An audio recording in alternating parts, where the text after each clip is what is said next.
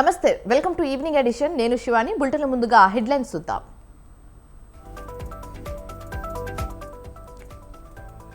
పిఠాపురం బరిలో జనసేనాని స్వయంగా ప్రకటించిన పవన్.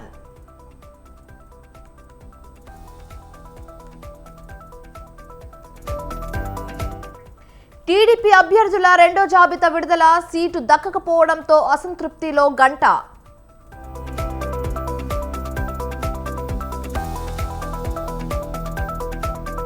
బీఆర్ఎస్ కు మరో బిగ్ షాక్, డీకే శివకుమార్ తో మల్లారెడ్డి భేటీ.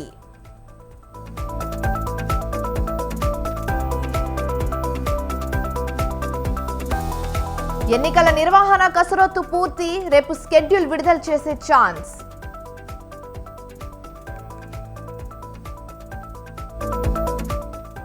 ఓటీటీలపై కేంద్రం ఉక్కుపాదం, అభ్యంతర ప్రసారాలతో బ్యాన్.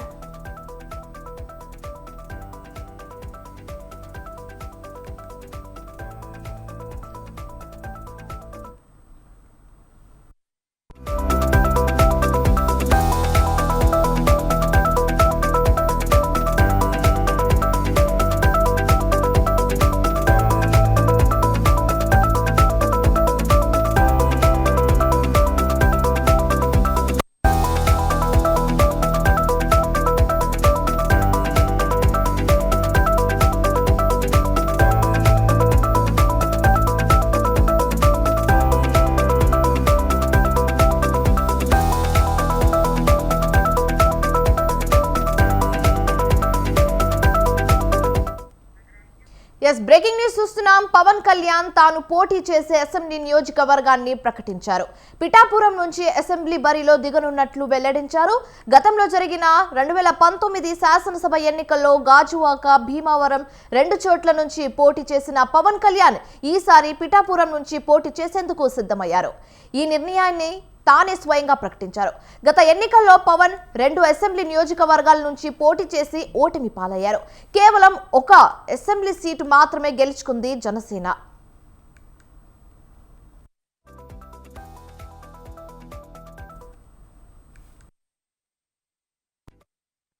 నేను రాష్ట్రం కోసం ఆలోచించేవాడిని. నేను నిజంగా చెప్పండి, నా ఎన్నికల గురించి ఎప్పుడు ఆలోచించలే. నేను మ్యాక్సిమం అనుకున్న అనంతపురం అర్బన్కి నిలబడదాం, వల్ల అనంతపురం జిల్లాలో నిలబడదాం. అందుకు 2015లో పార్టీ ఆఫీస్ అక్కడి నుంచే ప్రారంభించాను. మంగళగిరి నుంచి ప్రారంభించాలి, అక్కడి నుంచి ప్రారంభించాను, అనంతపురం నుంచి. కానీ దాన్ని ఇప్పుడు నేను ఒక బాధ్యతను మోస్తున్నప్పుడు, నేను ఒక బాధ్యత ఇచ్చినప్పుడు దాన్ని మోసుకెళ్లే వ్యక్తుల సమూహం లేదు నాకు అక్కడ. అందుకని వదిలేయాల్సి వచ్చింది. తిరుపతి ఆల్రెడీ ఇచ్చేసి మనం ఎన్నిసార్లు చెప్పాలి. ఇప్పుడు ఇదేంటంటే జనసేన పవన్ కళ్యాణ్ పిఠాపురం నుంచి పోటీ చేస్తున్నారు. నేను రాష్ట్రం కోసం ఆలోచించేవాడిని. నేను నిజంగా చెప్పండి, నా ఎన్నికల గురించి ఎప్పుడు ఆలోచించలే. నేను మ్యాక్సిమం అనుకున్న అనంతపురం అర్బన్ ఎంపీగా పోటీ చేయాలా లేదా అనేది కొద్ది రోజుల్లో అంటే నాకేం అదే ఇవన్నీ ఎస్లు ఉన్నాయి, నోలు ఉన్నాయి. అది ఎట్లాగా అనేది నాకైతే మనసులో ఎమ్మెల్యే ఉంది. అందుకని నేను దాని మీద ఏం వ్యాఖ్యానించట్లేదు. పెద్దలతో మాట్లాడి నా నిర్ణయం చెప్తాను వాళ్ళకి. కాదు, కొంత నేలని ఇక్కడ అడుగుతాం. ఇక్కడ కొంత పార్టీ నిర్మాణం ఎలా జరగాలి, ఎక్కడికి అంటే ఇవన్నీ కూర్చోబెట్టుకొని ఇవన్నీ ఈసారి 21 స్థానాలకి పరిమితం అయిపోయినా కానీ మొన్నదాకా 98% స్ట్రైకింగ్ రేట్ అని చెప్పా. ఇప్పుడు 100% కొట్టాలి. ఎన్నికల్లో 21 సీట్లు మాకు సంపూర్ణమైన మెజారిటీ ఇవ్వండి. ఎందుకంటే నేననేవాడిని పార్టీ పెట్టి నడిపితే ఇక్కడ దాకా పట్టుకొచ్చాను. 21 సీట్లు వస్తే ఏ స్థాయిలో చూపించగలను, నాకు ఒక్క అవకాశం అని. అయితే కొంతకాలంగా ఎంపీగా పోటీ చేస్తారని వస్తున్న వార్తల నేపథ్యంలో దీనిపై స్పష్టత ఇచ్చారు జనసేనాని.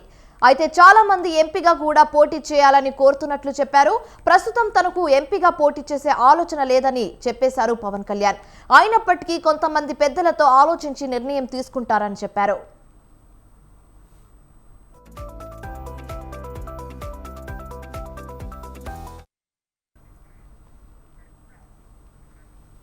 బీజేపీ పొత్తు కోసం కొన్ని సీట్లు త్యాగం చేసినట్లు ప్రకటించారు. అందులో భాగంగానే పార్టీ కోసం కష్టపడుతున్న వారికి సీట్లు ఇవ్వలేకపోయారన్నారు. పెద్ద మనసుతో వెళ్తే చిన్నవాళ్ళమయ్యామని ఆవేదన వ్యక్తం చేశారు. మధ్యవర్తిత్వం వహిస్తే ఏం నష్టపోతారో అర్థమైందన్నారు. ఇక ఇదే అంశానికి సంబంధించి మరింత సమాచారం మా ప్రతినిధి సంతోష్ ఫోన్ ద్వారా అందిస్తారు. సంతోష్, చెప్పండి. ఏదైతే జనసేన 11వ ఆవిర్భావ సందర్భంగా అయితే గనక ఈ రోజు జనసేన అధినేత పవన్ కళ్యాణ్ అయితే గనక ఒక కీలకమైనటువంటి ప్రకటన అనేది కూడా చేయడం కూడా జరిగింది. తాను ఎక్కడి నుంచి పోటీ చేస్తానో అన్న దానిపై అయితే గనక సస్పెన్షన్ అనేది కూడా తెరదించినట్లు అయిందని చెప్పుకోవచ్చు. తాను పిఠాపురం నుంచి అయితే బరిలోకి దిగుతానన్నట్టు కూడా చెప్తా ఉంది. గతంలో చూసుకున్నట్లయితే కనుక ఏదైతే భీమవరం నుంచి పోటీ చేసి ఓడిపోయినటువంటి పవన్ కళ్యాణ్ ఈసారి ఎన్నో సర్వేల ద్వారా కూడా తెలుసుకొని ఇటు పిఠాపురం నుంచే బరిలోకి దిగుతున్నట్టు కూడా తెలుస్తూ ఉంది. అయితే పిఠాపురం నుంచి కానీ తన గెలుపు తథ్యమంటూ కూడా అక్కడ ఉన్నటువంటి జనసేన నాయకులు, జనసేన సైనికులు వారందరూ కూడా కలిసి కట్టుగా ఉన్నామంటూ కూడా ఇటు పవన్ కళ్యాణ్ తెలియజేయడం కూడా జరిగింది. అయితే ఆయనపై వస్తున్నటువంటి వార్తలు ఏదైతే ఆయన లోక్సభ స్థానానికి కూడా పోటీ చేస్తామో అన్న దానిపై అయితే కనుక ఆయన కూడా ఆలోచిస్తాను, అది ఒక పెద్దల ఆలోచన అంటూ కూడా పెద్దల యొక్క నిర్ణయం ఏ విధంగా ఉండబోతుందో దానిపై అయితే కనుక చర్చించి అనంతరమే కూడా దానిపై కూడా ఒక క్లారిటీ ఇస్తానంటూ కూడా ఆయన తెలియజేయడం కూడా జరుగుతూ ఉంది. అయితే ఈ రోజు చేసినటువంటి కీలకమైనటువంటి ఈ యొక్క నిర్ణయంతో ఇటు పిఠాపురంలో ఉన్నటువంటి జన సైనికులందరూ కూడా అత్యధిక మెజారిటీ తోటి గెలిపించుకుంటాము అంటూ కూడా తమ యొక్క సంతోషాన్ని అయితే వ్యక్తం చేస్తున్న పరిస్థితులు కనబడతా ఉన్నాయి. ఏదైతే పిఠాపురం నుంచి ఇటు వైసీపీ నుంచి బరిలో దించే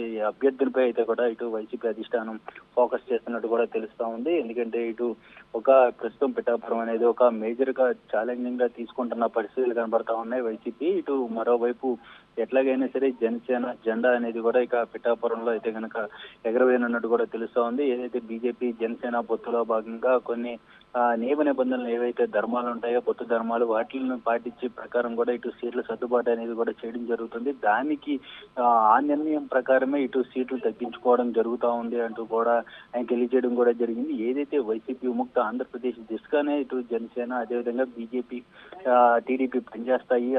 ఆ నిర్ణయంలో భాగంగానే ఇటు మొదటగా ఏదైతే 24 అసెంబ్లీ స్థానాలు ప్రకటించి అనంతరం కూడా 21 అసెంబ్లీ స్థానాలకు పరిమితమైనటువంటి వాటికి కూడా ఇటు జన సైనికులకి ఒక క్లారిటీ ఈ రోజు ఇవ్వడం జరిగింది. ఏదేమైనప్పటికీ తను ఎక్కడి నుంచి పోటీ చేసే విధానాన్ని అయితే కనుక ఆయన చెప్పడం కూడా ఈ రోజు అయితే తెలియజేయడం కూడా జరిగింది. Shivani. Thank you Santosh. Thank you Santosh.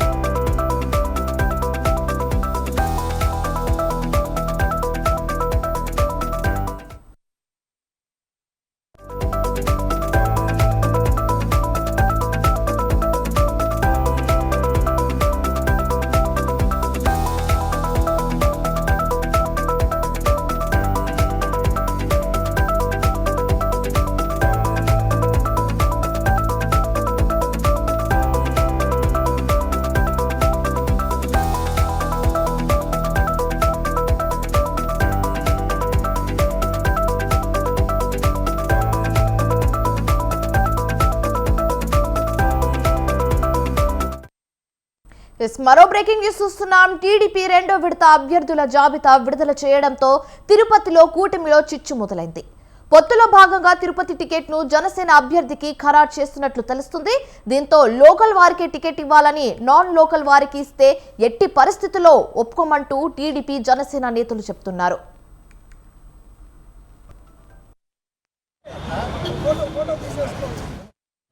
Local అభ్యర్థి హైవే సర్వీస్ పెట్టి ఇవ్వండి, అంతేగాని అతను తిరుపతి 4 వార్డులు ఇస్తే ఇబ్బంది అవుతుంది మాకు. Thank you. లోకల్కి మేమంతా లోకలే కదా, లోకల్ అంతే. ఇక్కడ ఎవరికైనా సీట్ ఇచ్చు జనసేనలో పవన్ కళ్యాణ్ గారు పోటీ చేయాలి, లేదంటే లోకల్ అభ్యర్థి హైవే సర్వీస్ పెట్టి ఇవ్వండి, అంతేగాని అతను తిరుపతి 4 వార్డులు ఇస్తే ఇబ్బంది అవుతుంది మాకు. Thank you.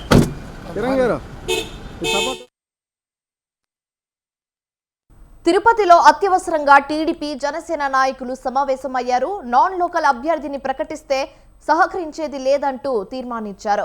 ఈ విషయంలో ఇరు పార్టీల అధినేతలు స్పష్టం ఇవ్వాలని డిమాండ్ చేస్తున్నారు. ఇక ఇదే అంశానికి సంబంధించి మరింత సమాచారం మా ప్రతినిధి జేజీరామ్ ఫోన్ ఇన్ ద్వారా అందిస్తారు. జేజీరామ్, చెప్పండి. Thank you Shivani. తిరుపతిలో మనం చూసుకున్నట్టయితే అంటే భారతీయ జనతా పార్టీ, అదే విధంగా జనసేన, మరోవైపు తెలుగుదేశం పార్టీ ముగ్గురు అభ్యర్థులు కూటమి మహాకూటమి కూడా కలిపి బయట వ్యక్తులని ఎవరైనా సరే ఇక్కడ జనసేనకు సంబంధించి అభ్యర్థిత్వాన్ని ఇస్తే ఎట్టి పరిస్థితుల్లో కూడా ఒప్పుకోమని, బయట వ్యక్తులు వచ్చేయడానికి ఆస్కారం ఇవ్వబోమనేటువంటిది కూడా ఒక అర్జెంటు మీటింగ్, అత్యవసర సమావేశాన్ని ఏర్పాటు చేసి ఆ సమావేశంలో కూడా తీర్మానం చేయడం జరిగింది.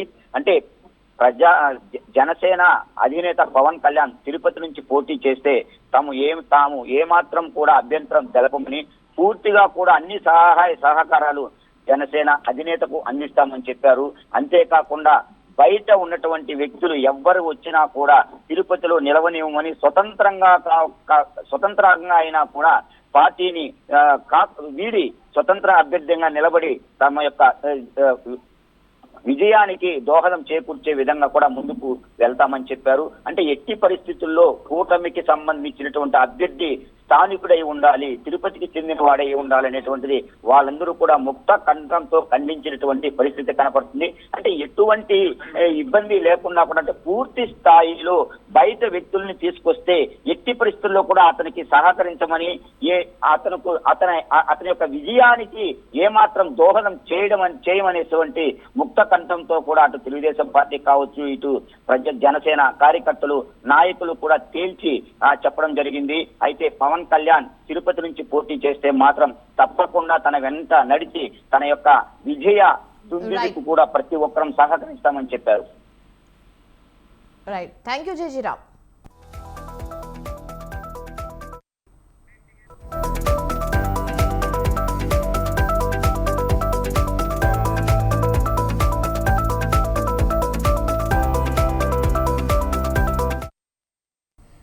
బ్రేకింగ్ న్యూస్ చూస్తున్నాం. బీఆర్ఎస్ కు దెబ్బ మీద దెబ్బ తగులుతుంది.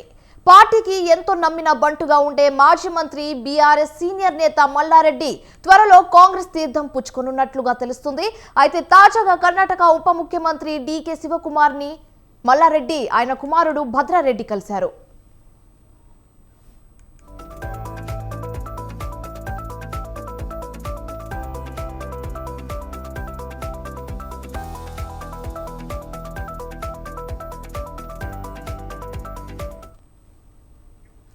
అయితే బెంగళూరులోని ఓ హోటల్లో డీకే శివకుమార్ తో మంతనాలు జరిపారు. కాంగ్రెస్ లో చేరేందుకు ఇరువురు దాదాపు సిద్ధమయ్యారు. అయితే ఈ క్రమంలో మల్లారెడ్డి కుటుంబ సభ్యులు ఏఐసీసీ ప్రధాన కార్యదర్శి ప్రియాంక గాంధీ అపాయింట్మెంట్ కోసం వెయిట్ చేస్తున్నట్లుగా తెలుస్తుంది. అయితే మల్లారెడ్డి కాంగ్రెస్ నేతల చుట్టూ తిరగడం చూస్తుంటే ఆయన పార్టీ మారడం ఖాయమేనని చర్చ జరుగుతుంది. ఇక ఇదే అంశానికి సంబంధించి మరింత సమాచారం మా ప్రతినిధి సవిన్ ఫోన్ ద్వారా అందిస్తారు. సవిన్, చెప్పండి. గ్రేటర్ లో బీఆర్ఎస్ పార్టీకి తొలి ఎదురు దెబ్బగా చెప్పుకోవచ్చు. ఇప్పటి వరకు ఇటీవల జరిగిన అసెంబ్లీ ఎన్నికల్లో హైదరాబాద్, రంగారెడ్డి జిల్లాల్లోనే బీఆర్ఎస్ పార్టీ అత్యధిక అసెంబ్లీ స్థానాలు గెలుచుకుంది. బీఆర్ఎస్ పార్టీకి 39 స్థానాలు గెలుపొందడంలో హైదరాబాద్, ఉమ్మడి రంగారెడ్డి జిల్లాలు, ఈ రెండు జిల్లాలు కీలక పాత్ర పోషించాయి. ఇప్పుడు తాజాగా మాజీ మంత్రి చామకూర మల్లారెడ్డి తన కుమారుడు భద్రారెడ్డితో కలిసి బెంగళూరులో కర్ణాటక ఉప ముఖ్యమంత్రి డీకే శివకుమార్ ని కలవడం రాజకీయంగా ప్రాధాన్యత సంతరించుకుంది. గత కొంతకాలంగా మల్లారెడ్డి తన కుటుంబంతో కలిసి పార్టీ మారతారన్న చర్చ పెద్ద ఎత్తున జరుగుతోంది. ఇటీవల కాలంలో మల్లారెడ్డి కాలేజీలకు సంబంధించి, మల్లారెడ్డి కుటుంబ సభ్యులకు సంబంధించినటువంటి కాలేజీలు చెరువును ఆక్రమించి కట్టారు, అదేవిధంగా అక్రమంగా కట్టారంటూ ప్రభుత్వానికి సంబంధించి అధికారులు కూల్చివేతలకు ఉపక్రమించారు. దీంతో ఇటీవల కాలంలో రాష్ట్ర ముఖ్యమంత్రి రేవంత్ రెడ్డి సీఎం సలహాదారుగా ఉన్నటువంటి వేం నరేందర్ రెడ్డితో మల్లారెడ్డి కుటుంబ సభ్యులు, అదేవిధంగా మల్కాజిగిరి ఎమ్మెల్యేగా ఉన్నటువంటి మల్లారెడ్డి అల్లుడు మరి రాజశేఖర రెడ్డి సైతం భేటీ అయ్యారు. వారు అప్పట్లోనే కాంగ్రెస్ పార్టీలో చేరతారనే ప్రచారం జరిగింది. అయితే అసెంబ్లీ ఎన్నికలు ముగిసిన తర్వాత మల్కాజిగిరి పార్లమెంట్ నియోజకవర్గ పరిధిలో 7 అసెంబ్లీ నియోజకవర్గాలను బీఆర్ఎస్ పార్టీ అభ్యర్థులు గెలుపొందారు. పార్లమెంట్ ఎన్నికల్లో బీఆర్ఎస్ పార్టీ తరఫున తన కుమారుడు భద్రారెడ్డి పోటీ చేస్తారంటూ అనేక సార్లు మల్లారెడ్డి మీడియా చిట్ చాట్ లో కావచ్చు, మీడియా ముందు బహిరంగంగానే చెప్పిన పరిస్థితి మనకు కనపడింది. అయితే ఎప్పుడైతే మల్లారెడ్డి కాలేజీలపై ప్రభుత్వ అధికారులు దాడులు చేసి కొన్ని అక్రమ కట్టడాలు ఉన్నాయంటూ కూల్చివేతలకు పాల్పడ్డారు, ఆ తర్వాత మల్లారెడ్డి స్వరం మార్చుతూ వచ్చారు. పార్లమెంట్ ఎన్నికల్లో తన కుమారుడు పోటీ చేయడం లేదంటూ నేరుగా బీఆర్ఎస్ అధిష్టానానికి తెలియజేసిన పరిస్థితి ఉంది. ఈ నేపథ్యంలోనే బీఆర్ఎస్ అధినేత మాజీ ముఖ్యమంత్రి కేసీఆర్ తో సైతం మల్లారెడ్డి కుటుంబ సభ్యులు భేటీ అయ్యారు. పార్లమెంట్ ఎన్నికల్లో మేము పోటీ చేయం, పార్టీ తరఫున ఎవరు పోటీ చేసినా సహకరిస్తాము. ఒకనొక దశలో బీఆర్ఎస్ వర్కింగ్ ప్రెసిడెంట్ కేటీఆర్ ను మల్కాజ్గిరి పార్లమెంట్ బరిలో దించాలంటూ కూడా మల్లారెడ్డి కేసీఆర్ కు విజ్ఞప్తి చేసిన పరిస్థితి మనకు కనపడింది. ఈ నేపథ్యంలో ఈ రోజు బెంగళూరులో కర్ణాటక డిప్యూటీ సీఎం, ముఖ్యంగా దక్షిణాది రాష్ట్రాల్లో కాంగ్రెస్ పార్టీలో కీలక పాత్ర పోషిస్తున్న డీకే శివకుమార్ తో భేటీ అయ్యి అటు తర్వాత ఢిల్లీలో కాంగ్రెస్ పార్టీ జాతీయ ప్రధాన కార్యదర్శి అగ్రనేతగా ఉన్నటువంటి ప్రియాంక గాంధీ అపాయింట్మెంట్ కూడా తీసుకున్నట్లుగా తెలుస్తోంది. ప్రియాంక గాంధీ అపాయింట్మెంట్ ఇవ్వగానే ఢిల్లీ వెళ్లి మల్లారెడ్డి తన కుటుంబ సభ్యులతో ప్రియాంక గాంధీని కలిసే అవకాశం ఉంది.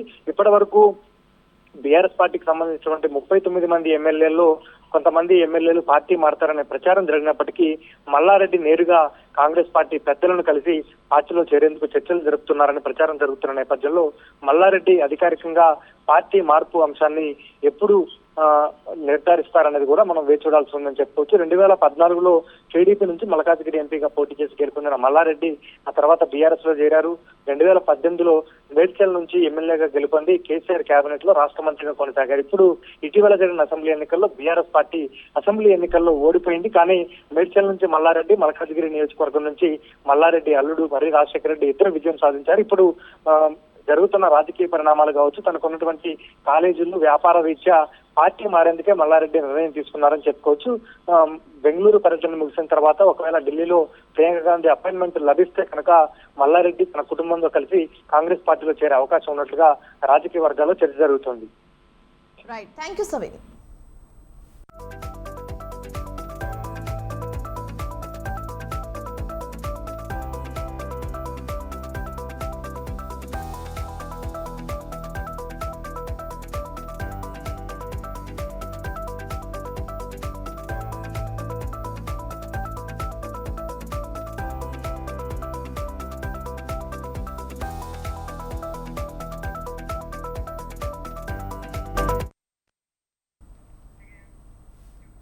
పార్లమెంట్ ఎన్నికల వేళ తెలంగాణలో కీలక పరిణామాలు చోటు చేసుకుంటున్నాయి.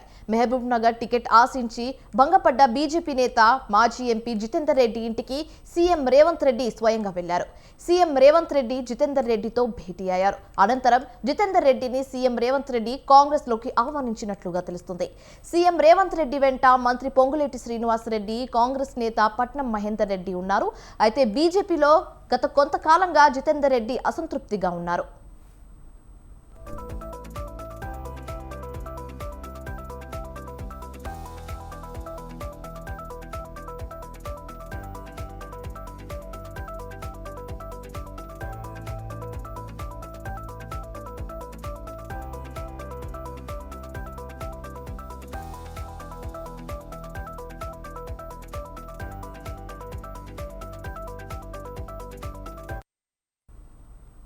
తెలంగాణలో బీజేపీకి బిగ్ షాక్ తగిలింది.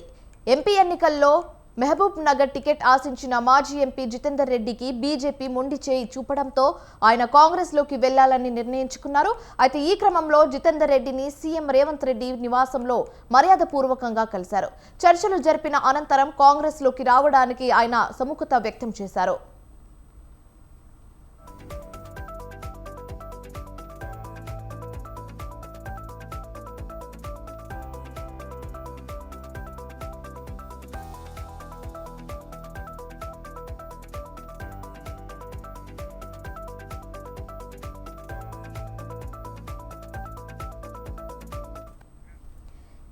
అయితే బీజేపీ నుంచి మహబూబ్ నగర్ ఎంపీ టికెట్ ఆశించిన జితేందర్ రెడ్డికి షాక్ ఇస్తూ ఆ టికెట్ ని బీజేపీ జాతీయ ఉపాధ్యక్షురాలు డీకే అరుణకు కేటాయించారు. దీంతో తీవ్ర అసంతృప్తికి గురైన జితేందర్ రెడ్డి కాంగ్రెస్ లోకి వెళ్లాలని నిర్ణయించుకున్నారు.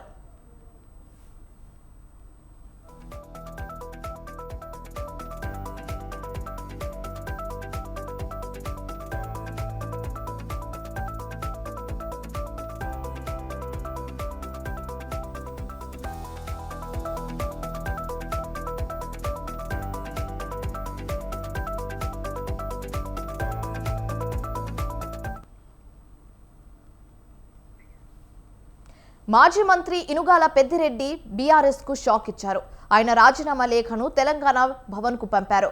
2 దశాబ్ద కాలంగా ఉమ్మడి కరీంనగర్ జిల్లాలో మంత్రిగా, శాసనసభ్యుడుగా తనదైన శైలిలో రాజకీయం చేసిన పెద్దిరెడ్డి హఠాత్తుగా రాజీనామా చేయడం కలకలం రేపింది. పార్లమెంట్ ఎన్నికలకు ముందు పెద్దిరెడ్డి రాజీనామా చేయడం బీఆర్ఎస్ కు పెద్ద షాక్ తగిలినట్టయింది.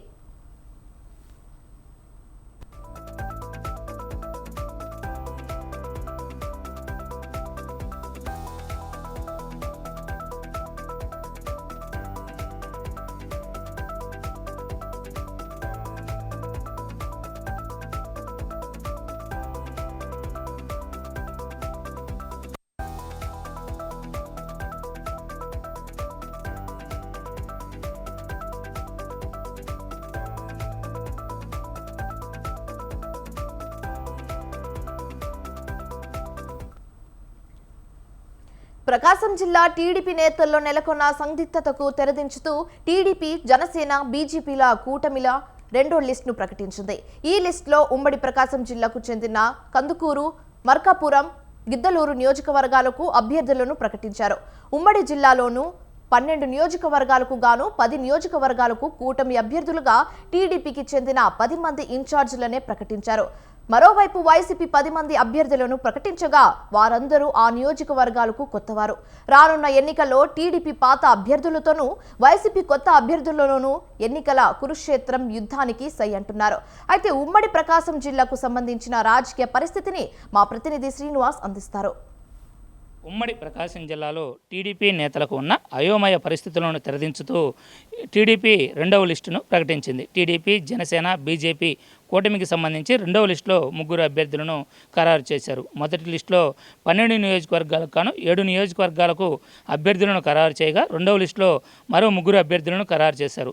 దీంట్లో ఉమ్మడి ప్రకాశం జిల్లాలోని 12 నియోజకవర్గాలలో ఇప్పటికి 10 నియోజకవర్గాలకు ఇన్ఛార్జీలను ఖరారు చేసినట్లయింది. అయితే మరో 2 నియోజకవర్గాలకు అభ్యర్థులను ఖరారు చేసే పనిలో కూటమి నిమగ్నమైనటువంటి పరిస్థితి కొనసాగుతుంది. దర్శి, చీరాల నియోజకవర్గాలకు సంబంధించి అభ్యర్థులను ఇంకా ప్రకటించాల్సి ఉంది. చీరాల, దర్శి 2 నియోజకవర్గాలలో ఒక నియోజకవర్గం జనసేనకు కేటాయించవచ్చు అనేటువంటి బలమైనటువంటి రూమర్ నడుస్తూ ఉన్న నేపథ్యంలో ఇప్పటికే దర్శి సీటుకు సంబంధించి పలువురు ఆశావాహులు కూడా లైన్లో ఉన్నారు. మాజీ మంత్రి సిద్ధా రాఘవరావుతో పాటుగా అతను లేదా అతని కుమారుడు పోటీలో ఉండవచ్చనే ప్రచారం జోరందుకొని ఉంది. అదేవిధంగా మాజీ మంత్రి గొట్టిపాటి హనుమంతరావు మనమరాలు మరియు మాజీ ఎమ్మెల్యే గొట్టిపాటి నరసయ్య కుమార్తె అయినటువంటి డాక్టర్ లక్ష్మి పేరు కూడా ప్రధానంగా పరిశీలనలో ఉంది. ఇప్పటికే జనసేన అభ్యర్థినంటూ గరికపాటి వెంకట్ దర్శి నియోజకవర్గంలో పలు అభివృద్ధి కార్యక్రమాల్లో పాల్గొంటూ భారీగా ప్రచారం కూడా నిర్వహిస్తున్న పరిస్థితి ఉంది. వీరు 3 కాకుండా ఇదే విధంగా దర్శికి ఇప్పటికే టీడీపీ తరఫున గోరంట్ల రవిని ఇన్ఛార్జిగా కూడా ప్రకటించి ఉన్నారు.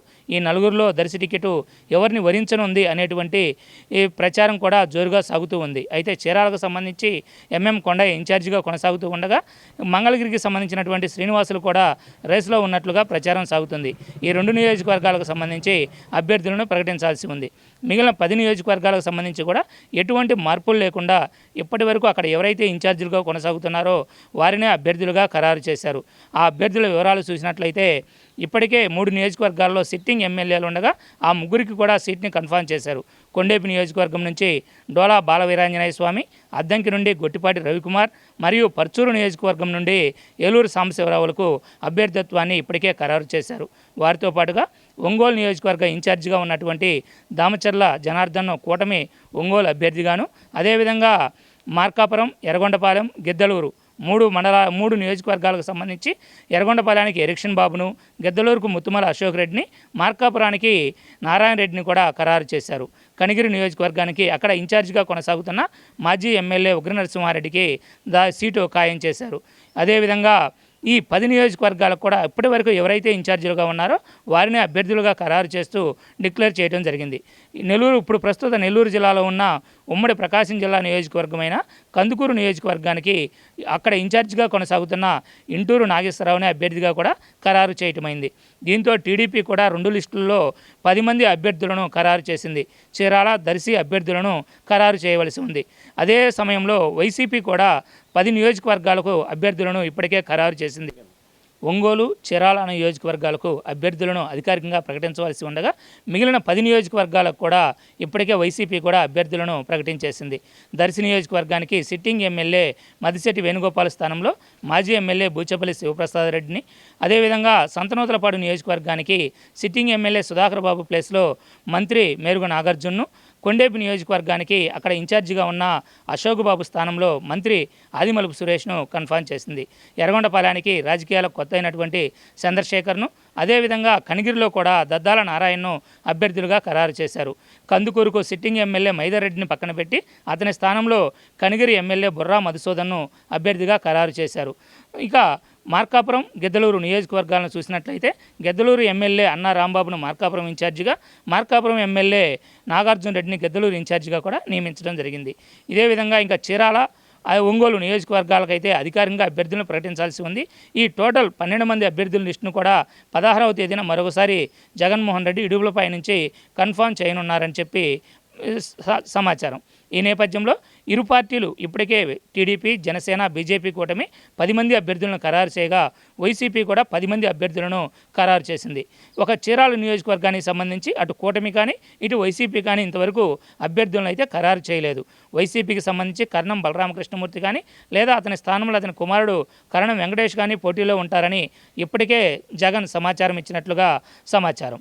ఈ నేపథ్యంలో రానున్న ఎన్నికలు హాట్గా జరిగేందుకు అవసరమైనటువంటి కసరత్తులను ఇప్పటికే నియమించబడిన ఇన్ఛార్జీలు కొనసాగిస్తూ ఉన్నారు. ఇప్పటికే ఎవరికి వారి యొక్క కార్యక్రమాల్లో నిమగ్నమవుతూ నిత్యం ప్రజలతో టచ్లో ఉంటూ వారి యొక్క గెలుపు కోసం దోహదపడే విధంగా కార్యక్రమాలు కూడా నిర్వహిస్తున్నటువంటి పరిస్థితి ప్రకాశం జిల్లాలో కొనసాగుతూ ఉంది. ఇది ప్రస్తుతం ప్రకాశం జిల్లాలో ఉన్న తాజా రాజకీయ పరిస్థితి. వీడియో జర్నలిస్ట్ వాసుతో శ్రీనివాస్, స్వంత్ర news. Kurnool YCP MP Sanjeev Kumar టీడీపీలో చేరారు. చంద్రబాబు టీడీపీ కండువా కప్పి సాధారణంగా ఆయనను పార్టీలోకి ఆహ్వానించారు. వైసీపీలో బీసీలకు అన్యాయం జరుగుతుందంటూ కొద్ది రోజుల క్రితం ఆ పార్టీకి సంజీవ్ కుమార్ రాజీనామా చేశారు. వైసీపీ పాలనలో ఉత్తుత్తి సామాజిక న్యాయమే జరుగుతుందని సంజీవ్ కుమార్ ఆరోపించారు. వైసీపీలో బీసీలకు పదవులు ఉంటాయి కానీ అధికారాలు ఉండవని అన్నారు.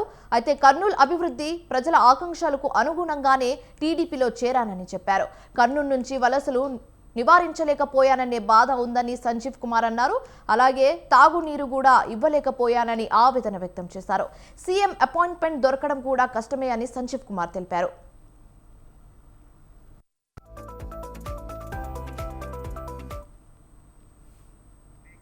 ఇక అసెంబ్లీ ఎన్నికల ముందు జనసేన పార్టీలో కొత్త అలజడి రేగుతుందా?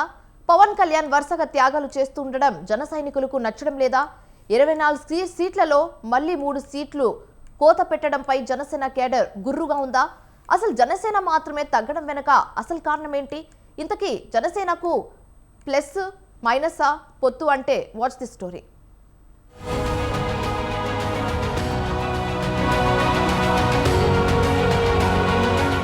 ఏపీ రాజకీయాల్లో జనసేన అధినేత పవన్ కళ్యాణ్ తీసుకునే నిర్ణయాలు ఊహకందని విధంగా ఉంటున్నాయి. ఒకప్పుడు సీఎం పీఠంపై కూర్చునేది తానే అని గట్టిగా చెప్పిన పవన్ ఆ తర్వాత రాష్ట్ర భవిష్యత్ కోసమే పొత్తులు కుదుర్చుకున్నామని తెగేసి చెప్పారు. ఇందులో భాగంగానే పొత్తులు కుదరడంతో పవన్ సీఎం పీఠంపై జన సైనికుల ఆశలు నీరుగారిపోయాయి. అయితే కనీసం పొత్తులో భాగంగా గౌరవప్రదమైన సీట్లు సాధిస్తామని జన సైనికులు భావించారు. తీరా చూస్తే అక్కడా వారికి నైరాశ్యమే మిగిలింది. జనసేన కేవలం 21 స్థానాలకే పరిమితం కావాల్సి వచ్చింది. జనసేనకు 24 సీట్లు ఇచ్చినవే తక్కువ అనుకుంటే అందులో కూడా 3 కోత పెట్టడమేంటి అన్న చర్చ ఆ పార్టీలో జోరుగా జరుగుతోంది. ఇదే ఇప్పుడు పొలిటికల్గా హాట్ టాపిక్గా మారింది. ఇది ఏపీ రాజకీయాలను కీలక మలుపు తిప్పే వ్యవహారం అవుతుందా అన్న చర్చ సైతం జరుగుతోంది.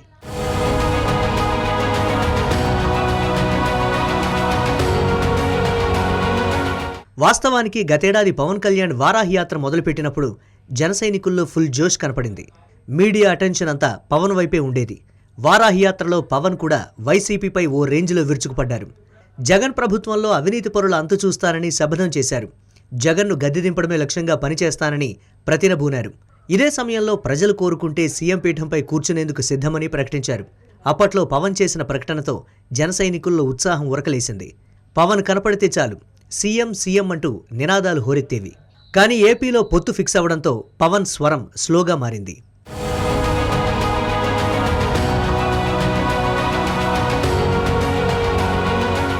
ఇక ఏపీలో పొత్తులు ఫిక్స్ అవడంతో జనసేనకు 65 స్థానాలు ఇస్తారనే అంచనాలుండేవి. ఇటు పవన్ అభిమానులు కానీ అటు కాపు సామాజిక వర్గం కానీ ఇదే తరహా ఆలోచనతో ఉండేవి.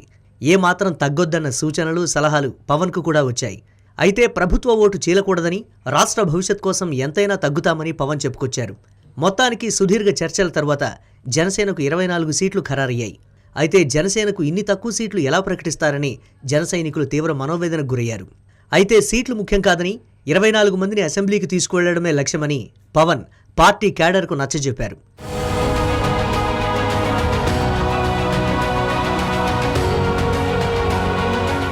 మరోవైపు ఇదే సమయంలో పొత్తు సీన్లోకి బీజేపీ ఎంటర్ అవడంతో మళ్లీ జనసేననే తగ్గాల్సి వచ్చింది. 24 నెంబర్ను ఫిక్స్ అయిన జన సైనికులకు మళ్లీ షాక్ తగిలింది. డబుల్ డిజిట్ సీట్లు కావాలని బీజేపీ పట్టుబట్టడంతో 3 స్థానాలను జనసేన త్యాగం చేయాల్సి వచ్చింది. దీంతో మళ్లీ తీవ్ర నిరాశలో మునిగిపోయారు జన సైనికులు. ఇదే ఇప్పుడు రాష్ట్ర రాజకీయాల్లో అత్యంత చర్చనీయాంశంగా మారింది. అసలే గాయం తగిలి మండుతుంటే దాని మీద కారం పూసినట్లుగా ప్రస్తుత పరిణామాలు మారిపోయాయన్న భావన ఆ పార్టీ క్యాడర్లో వ్యక్తమవుతోందనే చర్చ జరుగుతోంది.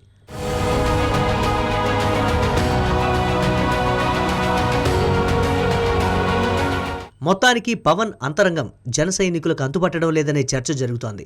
ఎట్టి పరిస్థితుల్లోనూ మరోసారి జగన్ను సీఎం కానివ్వమని శపథం చేసిన పవన్ ఆ దిశగానే అడుగులు వేస్తున్నారని రాజకీయ విశ్లేషకులు అభిప్రాయపడుతున్నారు. అందుకే ఎప్పటికప్పుడు తగ్గుతూ వస్తున్నారని అంటున్నారు. మరి రానున్న ఎన్నికల్లో ఏం జరుగుతుందో చూడాలి.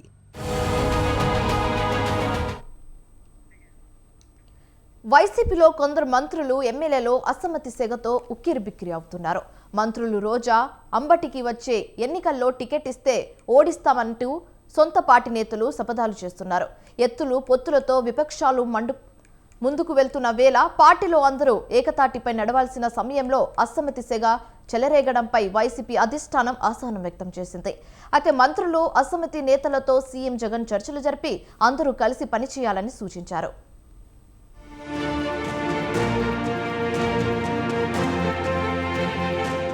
ఏపీలో సార్వత్రిక ఎన్నికల షెడ్యూల్ మరో 2-3 రోజుల్లో విడుదల కానున్నట్లు తెలిసింది. ఈలోపునే అన్ని పార్టీలు అభ్యర్థుల ఎంపికపై కసరత్తు చేస్తున్నాయి. ఇప్పటికే అధికార వైసీపీ అభ్యర్థుల తుది జాబితాపై కసరత్తు ముమ్మరం చేసింది. కొన్ని నియోజకవర్గాల్లో అభ్యర్థులను ఖరారు చేయగా మరికొన్ని నియోజకవర్గాల్లో మార్పులు చేర్పులపై సీఎం జగన్ దృష్టి సారించారు. ఒకవైపు ఎన్నికలకు సీఎం జగన్ సిద్ధమవుతుంటే మరోవైపు పార్టీలోని అంతర్గత విభేదాలు ఒక్కసారిగా బగ్గుమంటున్నాయి.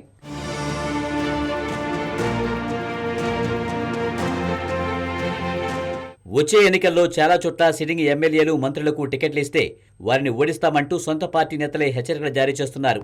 అసమ్మతి సెగ ఎదుర్కొంటున్న వారిలో మంత్రులు అంబటి రాంబాబు, రోజాతో పాటు ఎమ్మెల్యే గోపిరెడ్డి శ్రీనివాసరెడ్డి ఉన్నారు. ఈ నియోజకవర్గాల్లోని అసమ్మతి నేతలను సీఎం జగన్, పార్టీ ముఖ్య నేతలు ఇప్పటికే బుజ్జిగించే ప్రయత్నాలు చేశారు. అయితే ఎన్నికలకు ముందు మరోసారి అసమ్మతివాదులు పార్టీ నేతలపై నిరసన గళం వినిపించారు.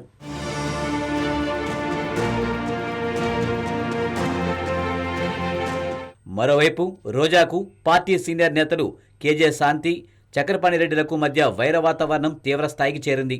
గతంలో సీఎం జగన్ నగరిలో పర్యటిస్తున్న సందర్భంలో మంత్రి రోజా, పార్టీ సీనియర్ నేత కేజే శాంతి మధ్య సయోధ్య కుదిరించేందుకు స్వయంగా ప్రయత్నం చేశారు. అయితే అప్పట్లోనే మంత్రి రోజాతో చేయి కలిపేందుకు కేజే శాంతి ముందుకు రాలేదు. ఈ అంశం అప్పట్లో రాజకీయ ప్రాధాన్యం సంతరించుకుంది.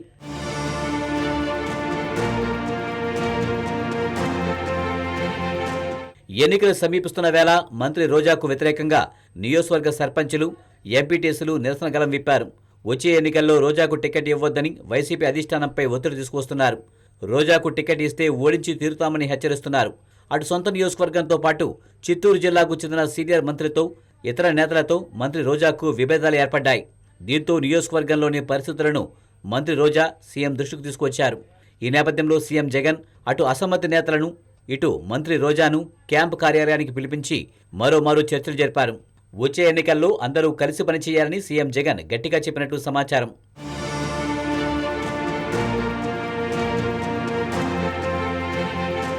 మరో మంత్రి అంబటి రాంబాబు సైతం సొంత పార్టీ నేతల నుంచి తీవ్ర విమర్శలు ఎదుర్కొంటున్నారు.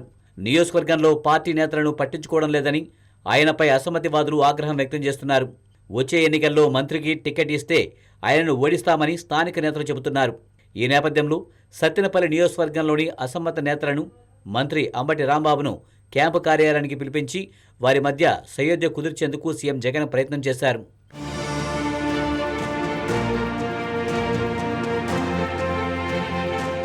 మరోవైపు నరసరావుపేట సిట్టింగ్ ఎమ్మెల్యే గోపిరెడ్డి శ్రీనివాసరెడ్డిని నియోజకవర్గంలోని సొంత పార్టీ నేతలే తీవ్రంగా విభేదిస్తున్నారు. అప్పట్లో ఆ ఆందోళన సర్దుమణిగిన ఎన్నికల వేళ మళ్లీ అసమ్మతి సెగ తలెత్తింది. దీంతో సిట్టింగ్ ఎమ్మెల్యేని, ఆయన వ్యతిరేక వర్గం నేత గజ్జల బ్రహ్మానందరెడ్డిని క్యాంపు కార్యాలయానికి పిలిపించి సీఎం జగన్ చర్చలు జరిపారు. ఇద్దరి మధ్య సయోధ్య కుదిర్చే ప్రయత్నం చేశారు.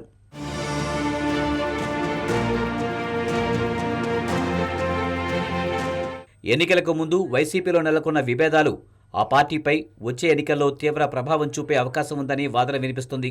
సీఎం జగన్ అసమ్మతి నేతలకు నచ్చజెప్పినా ఎంతమంది నేతలు వచ్చే ఎన్నికల్లో తమ వ్యతిరేక వర్గానికి సహకరిస్తారనేది ప్రశ్నార్థకంగా మారింది.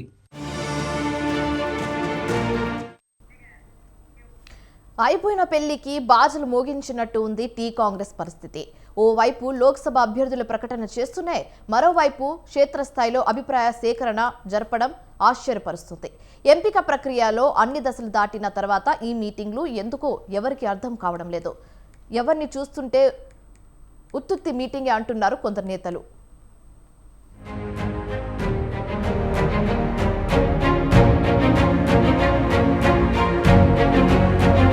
కాంగ్రెస్లో అభ్యర్థుల ఎంపిక ప్రక్రియ టెలివిజన్ సీరియల్ను తలపిస్తోంది.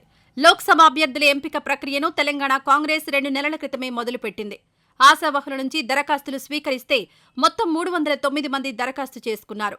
2-3 సమావేశాలు నిర్వహించిన అనంతరం స్క్రీనింగ్ కమిటీ దరఖాస్తులను స్క్రూటినీ చేసింది. డీసీసీలు, నియోజకవర్గ నేతలు, ఎమ్మెల్యేలు, సీనియర్ నేతల అభిప్రాయ సేకరణ తర్వాతే అభ్యర్థుల షార్ట్ లిస్టును టీపీసీసీ, ఏఐసీసీకి పంపింది. ఆ తర్వాత ఏఐసీసీ అభ్యర్థుల ప్రక్రియపై కసరత్తు చేసి ఇప్పటికే 4 స్థానాలకు అభ్యర్థులను ప్రకటించింది. ఇక నేడో రేపో మిగిలిన స్థానాలకు అభ్యర్థులను ఎంపిక చేసే ప్రక్రియ మొదలుపెట్టనున్న నేపథ్యంలో ఇప్పుడు మళ్లీ అభిప్రాయ సేకరణ అంటూ ఇన్ఛార్జ్ దీపాదాస్ మున్షి కథను మొదటికి తీసుకొచ్చారు.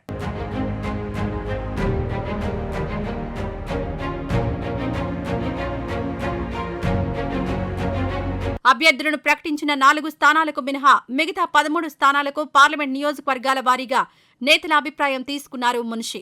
అయితే మిగిలిన 13 స్థానాలలో సైతం దాదాపు 8-9 స్థానాల్లో అభ్యర్థుల విషయంలో ఇప్పటికే క్లారిటీ వచ్చింది.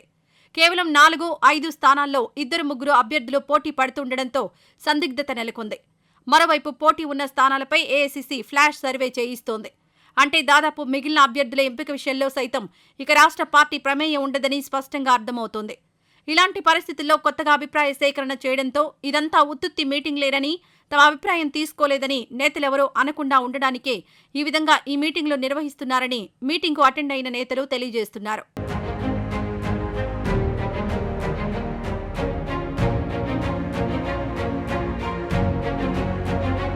మీటింగ్కు వచ్చిన నేతలలో ఎక్కువ మంది పార్టీ హైకమాండ్కే నిర్ణయం వదిలేస్తున్నామని చెప్పగా, మరికొందరు మొక్కుబడిగా ఎవరో ఒకరి పేరు చెప్పినట్టు తెలిసింది. అయితే అటు మున్షి నుంచి కానీ, ఏఐసీసీ సెక్రటరీల నుంచి కానీ పోటీ ఉన్నవారిలో ఎవరికీ సపోర్ట్ చేస్తారని అడగడం లేదని సమాచారం. కేవలం నేతలు చెప్పిన విషయాన్ని రికార్డ్ చేసుకుంటున్నారని, ఏఐసీసీ దృష్టిలో ఎవరి పేరు ఉందో తెలియక ఎవరి పేరు చెప్తే ఏం జరుగుతుందో అని కొందరు, ఏఐసీసీ నిర్ణయం తీసుకున్నాక మన అభిప్రాయం ఎందుకని కొందరు నిర్ణయాన్ని అధిష్టానానికే వదిలేసినట్టు తెలిసింది.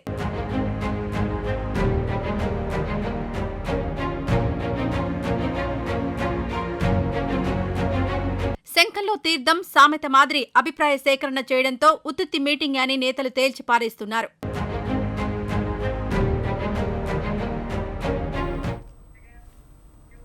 మత విద్వేషాలకు, మత ఘర్షణలకు దూరంగా ఉండే గంగా జమున తహజీబ్ అని పేరు పొందిన తెలంగాణలో ఈసారి మత ఆధారంగా ఎన్నికల్లో గెలవాలని బీజేపీ ప్రణాళికలు రచిస్తుందా? గత జీహెచ్ఎంసీ ఎన్నికల మాదిరిగా మత ఆధారిత నినాదాలతో ముందుకు పోతున్న బీజేపీ తెలంగాణలో విజయం సాధించగలదా?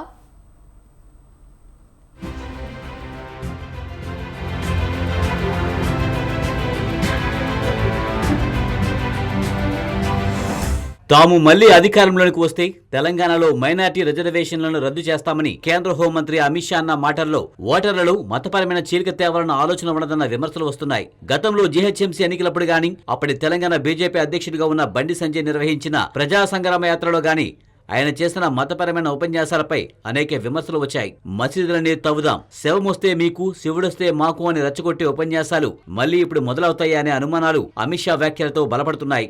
मुझे भाइयों और बहनों बताओ, हैदराबाद स्थापना दिन मनाना चाहिए या नहीं मनाना चाहिए? जोर से बोलिए, मनाना चाहिए या नहीं मनाना चाहिए? ये मुस्लिम रिजर्वेशन हटना चाहिए या नहीं हटना चाहिए? जोर से बोलो, हटना चाहिए या नहीं हटना चाहिए? क्या कांग्रेस हटा सकती है? टीआरएस हटा सकती है? मजलिस हटाना चाहती है? ये तीनों एक दूसरे के चट्टे बट्टे हैं, ये तीनों पार्टियां एक है. కొంతకాలంగా రాష్ట్రంలో బీజేపీ ఉత్తరాది ప్రణాళికలను అమలు చేస్తుంది. ముఖ్యంగా బండి సంజయ్ అధ్యక్షుడిగా ఉన్నంతకాలం ఆయన ఒక మతానికి చెందిన ప్రజలను రెచ్చగొట్టడమే పనిగా పెట్టుకున్నారని అటు బీఆర్ఎస్ ఇటు కాంగ్రెస్ తీవ్ర ఆరోపణలు చేశాయి. అయితే 4 ఎంపీ సీట్లు గెలవడానికి గాని, హైదరాబాద్ జీహెచ్ఎంసీలో 48 కార్పొరేషన్లను గెలిపించుకోవడానికి గాని అటువంటి మతపరమైన ప్రచారమే పనిచేస్తుందని పలువురు బీజేపీ నాయకుల నమ్మకం. అయితే మొన్న జరిగిన అసెంబ్లీ ఎన్నికల్లో మాత్రం అటువంటి ప్రచారాన్ని తెలంగాణ ఓటర్లు తేలిగ్గా తీసుకున్నారు. మతపరమైన ఎమోషన్స్ ఎంత రెచ్చగొట్టినప్పటికీ ప్రజలు బీజేపీ వైపు చూడలేదు. మొత్తం 119 అసెంబ్లీ సీట్లలో 8 సీట్లు మాత్రమే బీజేపీ గెలిచింది.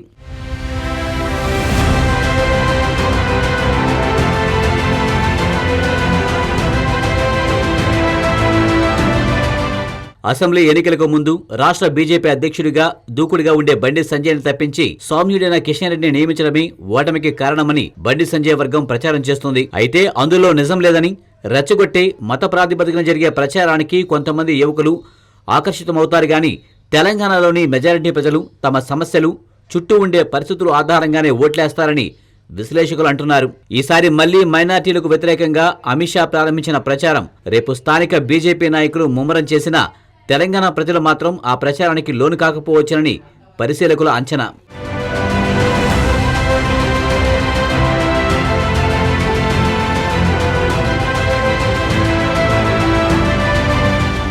యువత మాత్రం కొంతమేర బీజేపీ నాయకుల ప్రచారానికి అట్రాక్ట్ అవుతుంది. యువకుల్లో రోజురోజుకు బీజేపీ పరపతి పెరుగుతుంది. అసెంబ్లీ ఎన్నికల్లో కాంగ్రెస్ కు ఓటేసిన వారు కూడా పార్లమెంట్ ఎన్నికల్లో బీజేపీకి వేస్తారనే ప్రచారాన్ని బీజేపీ తీవ్రంగానే చేస్తుంది. ఈ ప్రచారాన్ని అధికార ప్రతిపక్ష బీఆర్ఎస్ ఎలా ఎదుర్కొంటాయన్నది కొద్ది రోజుల్లో తేలిపోనుంది.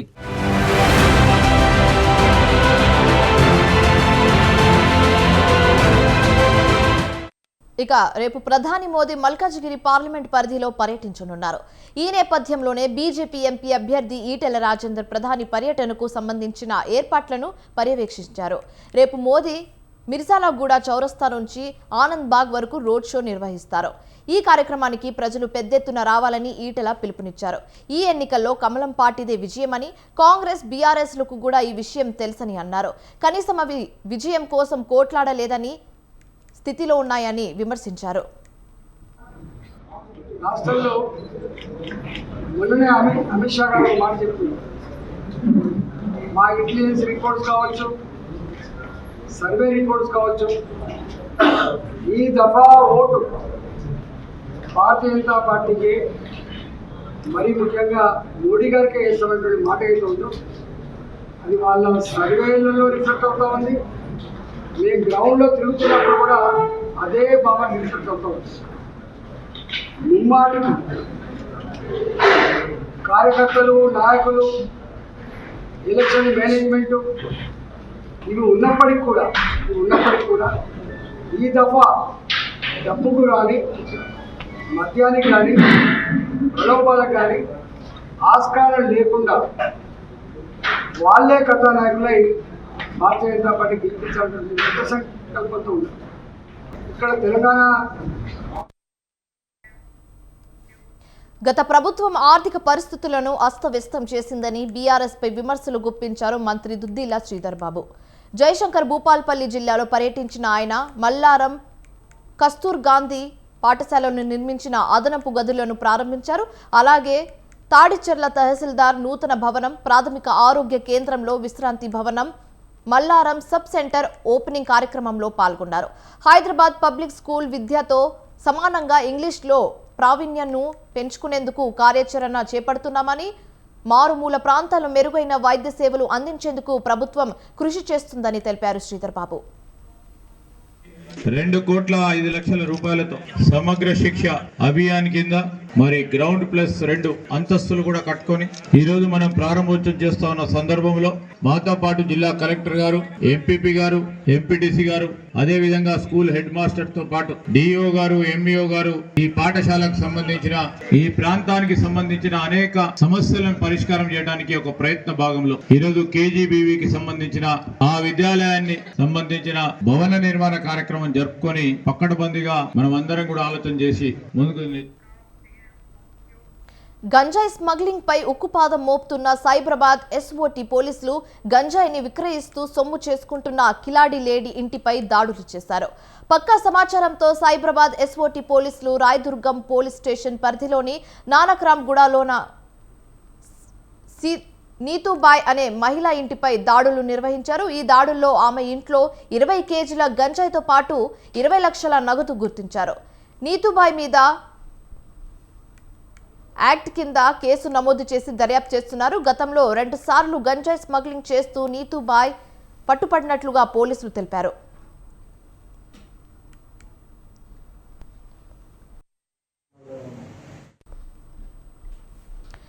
మరోవైపు రామచంద్రపురంలో గంజాయి చాక్లెట్లను గుట్టుచప్పుడు కాకుండా విక్రయిస్తున్న ముఠా గుట్టురట్టయింది. 3 వ్యక్తులు ఓ ముఠాగా ఏర్పడి గంజాయి చాక్లెట్లను విక్రయిస్తున్నారనే సమాచారాన్ని ఎస్ఓటీ పోలీసులు తెలుసుకున్నారు. అయితే ఈ మేరకు రామచంద్రపురానికి వెళ్లి నిందితులను పట్టుకునేందుకు ముందుగా రెక్కి నిర్వహించారు. అనంతరం చాక్లెట్లను పలువురికి విక్రయిస్తుండగా ముగ్గురిని రెడ్ హ్యాండెడ్ గా పట్టుకున్నారు. వారి నుంచి 250 ప్యాకెట్ల గంజాయి చాక్లెట్లను ఎస్ఓటీ పోలీసులు స్వాధీనం చేసుకున్నారు.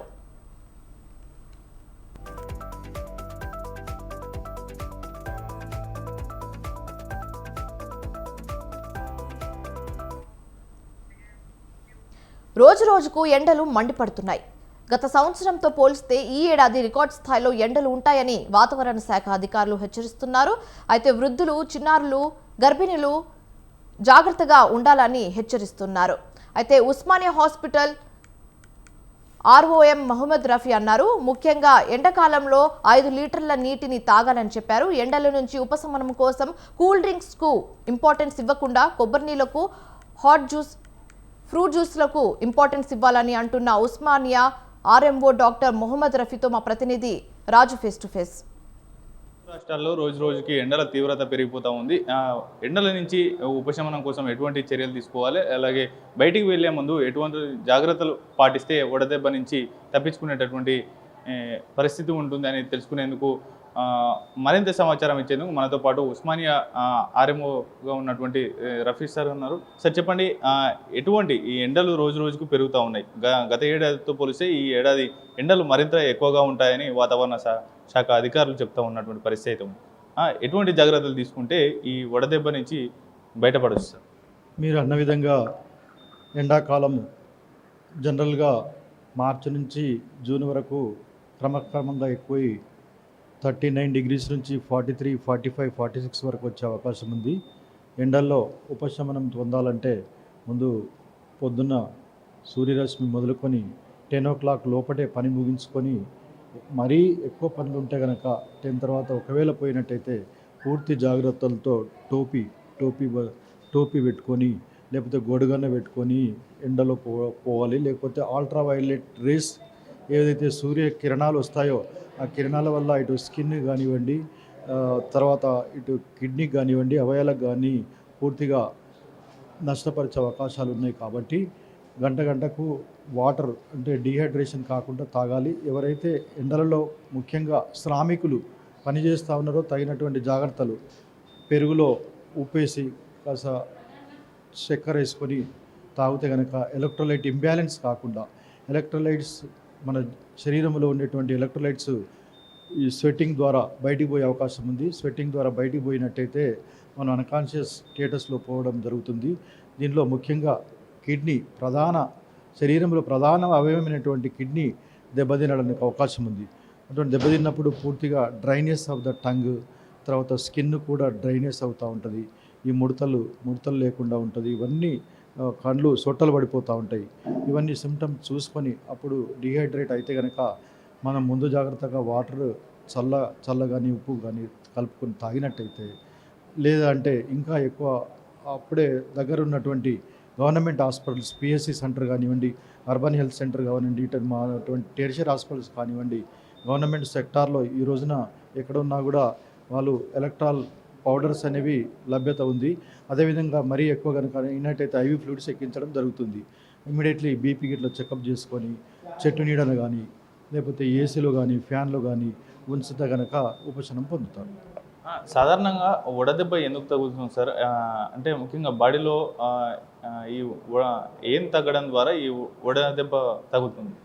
బాడీలో ఎలక్ట్రోలైట్స్ ఉంటాయి, సోడియం, పొటాషియం అనే ఎలక్ట్రోలైట్స్, దాంతోపాటు కాల్షియం కూడా ఉంటుంది. ఈ ఎలక్ట్రోలైట్స్ వాటి యొక్క ప్రాథమిక ధర్మాన్ని నెరవేర్తిస్తాయి. కాబట్టి ఇంబ్యాలెన్స్ అవుతుంది. అంటే తక్కువ ఎక్కువ కావడం వల్ల అటు హార్ట్లో ప్రాబ్లం కానివ్వండి, బాడీలో కానీ ప్రాబ్లం కానివ్వండి జరుగుతుంది. ముఖ్యంగా డీహైడ్రేషన్ అంటే అందులో లూజ్ మోషన్స్, వామిటింగ్స్ కూడా కావడం జరుగుతుంది. ఈ ఎలక్ట్రోలైట్స్ మనకు కావాల్సిన ఎలక్ట్రోలైట్స్ పోయినట్టయితే కాళ్ళు చేతులు గుంజడము, వీక్నెస్ కావడము, తర్వాత డీహైడ్రేట్ కావడం, దానివల్ల దాని పర్యవసానంగా కిడ్నీ దెబ్బతినడం ఇవన్నీ జరుగుతూ ఉంటాయి. కాబట్టి డీహైడ్రేషన్ కాకుండా మంచినీటి సౌకర్యాన్ని అటు గవర్నమెంట్ సెక్టార్లో కానివ్వండి, ఇటు ప్రైవేటు స్వచ్ఛంద సంస్థలు కానివ్వండి, అటు బస్టాండ్లో, రైల్వే స్టేషన్లో ఎక్కడైతే ఎండ ఎక్కువ ఉంటుందో ప్రదేశానికి ప్రతి ప్రాంతంలో ఉన్నట్టయితే ఈ డీహైడ్రేట్ కాకుండా ఉంటారు. ముఖ్యంగా రోజుకు కనీసం 3 లీటర్ల నీరు అవసరం. ఎండాకాలంలో 5 లీటర్స్ వరకు తాగాలి. అంటే 1 లీటర్కి 5 గ్లాసులు అంటే 20 గ్లాసుల వరకు డైలీ అందే విధంగా జాగ్రత్తలు తీసుకున్నట్టయితే డిహైడ్రేట్ కారు. ఇది ఓవరాల్గా వృద్ధులు చిన్నపిల్లలతో పాటు ప్రెగ్నెన్సీ లేడీస్ కూడా ముఖ్యంగా అత్యంత జాగ్రత్త వహించాలి. ఇతర కిడ్నీ సమస్యలతో పాటు కానీ ఇతర ఆరోగ్య సమస్యలు ఉన్నటువంటి వారు కూడా ప్రధానంగా జాగ్రత్తలు వహించాలి. వీరితో పాటుగానే సాధారణంగా బయటకు వెళ్ళేటటువంటి జనాలు కూడా జాగ్రత్తలు పాటిస్తూ కూడా వారు బయటికి వెళ్ళాలంటూ కూడా చెప్పడం అనేది జరిగింది. దాదాపు ఎక్కువ మోతాదులో వాటర్ తీసుకోవడం ద్వారా ఈ యొక్క డీహైడ్రేషన్ నుంచి తప్పించుకోవచ్చు, వడదెబ్బ నుంచి కూడా ఉపశమనం పొందేటటువంటి అవకాశం ఉంటుందంటూ కూడా డాక్టర్ చెప్పడం అనేది జరుగుతుంది. కెమెరా పర్సన్ అఖిల్తో రాజు, స్వతంత్ర టీవీ, హైదరాబాద్. ఇవి ఇప్పటివరకు ఉన్న updates. For more updates keep watching స్వతంత్ర.